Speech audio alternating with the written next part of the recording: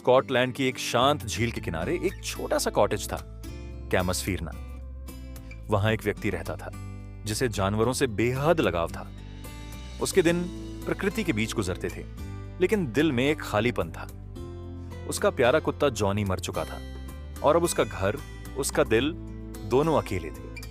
वह सोचता था, काश फिर से कोई साथी मिल जाए जो इस सन्नाटे को तोड़ दे। कुछ महीनों बाद उसे काम के सिलसिले में दक्षिणी इराक के शहर बसरा जाना पड़ा। वहां की गर्म हवा, रेतीले रास्ते और टाइग्रिस नदी के किनारे फैले दलदली इलाके उसके लिए बिल्कुल नए थे। कहा जाता था कि वहीं उन दलदलों में ऊद बिलाव, ऑटर्स पाए जाते हैं, पानी से खेलने वाले बुद्धिमान और बेहद प्यारे जीव। और वहीं एक दिन किस्मत ने उसे उसका साथी दे दिया। एक अरबी व्यक्ति उसके पास आया, हाथ में एक बोरी लिया। बोरी हिल रही थी, जैसे अंदर कोई छोटा जीव हलचल कर रहा हो। जब उसने बोरी खोली तो उसमें से झांका एक छोटा, गीला और डरा हुआ बच्चा ऊद बिलाव। उसकी चमकती आंखें लेखक को इस तरह देख रही थीं, मानो कह रही हो, मुझे घर ले चलो। उस पल लेखक का दिल पिघल गया। उसने तय किया कि अब यही उसका नया साथी होगा। उसने उसका नाम रखा मिज़बिल, या प्यार से मिज। मिज़बिल बहुत छोटा था, जिज्ञासु भी और थोड़ा शरारती भी। लेखक उसे अपने साथ इंग्लैंड ले जाना चाहता था, लेकिन सफर आसान नहीं था। विमान यात्रा के दौरान तो हंगामा ही हो गया। मिज़बिल अपने डिब्बे से निकलकर विमान की गलियों में भागने लगा। लोग चीखे, हंसे और एयर होस्टेस उसे पकड़ने के पीछे दौड़ पड़ी। आखिरकार जब वह वापस पकड़ लिया गया तो सबने राहत की सांस ली। यह उसकी जिंदगी की पहली बड़ी शरारत थी। कई दिनों के सफर के बाद जब वे स्कॉटलैंड लौटे तो कैमसफीरना फिर से जीवंत हो उठा। मिज़बिल ने पहले कुछ दिन कोनों में छिपकर बिताए, लेकिन धीरे धीरे उसकी शर्म खत्म हो गई। अब वह हर चीज को उत्सुकता से देखता।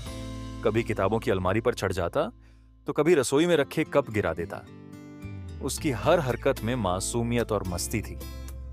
एक दिन उसने पानी देखा और जैसे उसकी असली दुनिया मिल गई। वह उछला, लौटा, तैरा, छींटे उड़ाए। उसका हर छलांग एक खुशी का नाच था।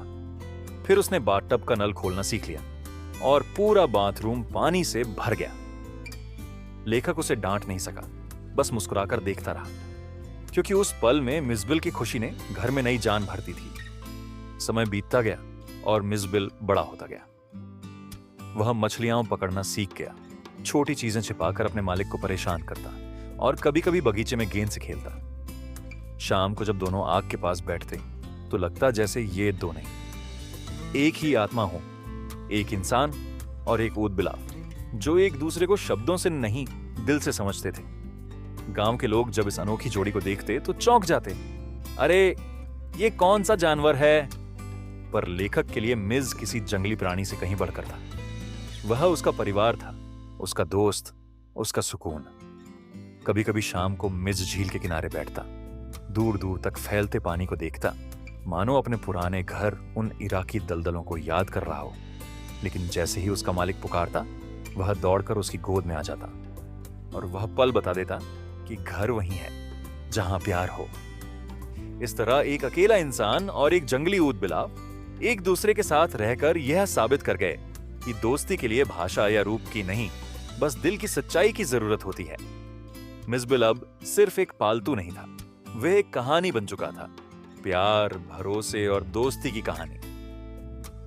यह कहानी हमें सिखाती है कि सच्चे रिश्ते शब्दों से नहीं, भावनाओं से बनाए जाते हैं।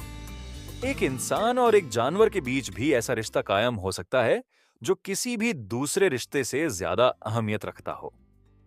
दोस्तों, कैसी लगी आपको ये कहानी? अपनी राय हमें कमेंट में देना ना भूले और ऐसे ही एजुकेशनल वीडियो पाने के लिए हमारे चैनल को सब्सक्राइब करें। फिर मिलते हैं अगली वीडियो में।